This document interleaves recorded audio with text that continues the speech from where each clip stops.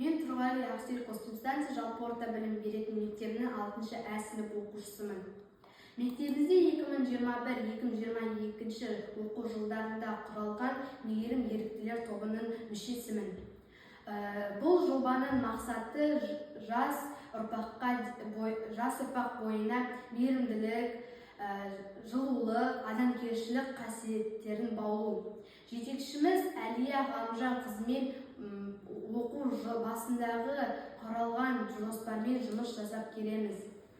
1 қазан қарттар күніне байланысты мектебімізде бір алма сыйға тарт атты акциясы өткізілді. Акцияға мектеп ұстаздары, мектеп оқушылары, қызметкерлері қатысты. Ізгі тілек жазылған ақ қағазға оралған алмаларды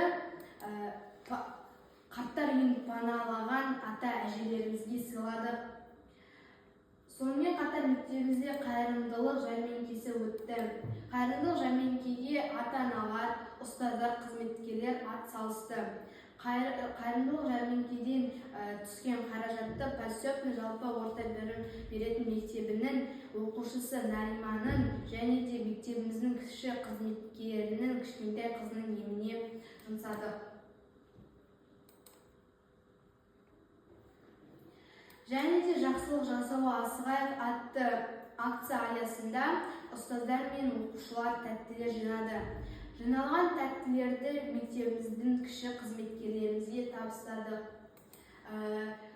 Тәуелсіздік қарсаңында көп тәтті сал, мол сауап ал атты акциясынан да жиналған тәттілерді көше тазалаушыларға бердік.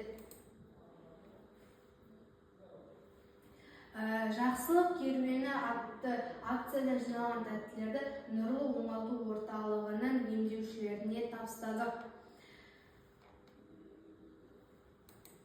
Мектебімізде әр 90-ның соңында 28 ілмек атты жоба өткізіледі.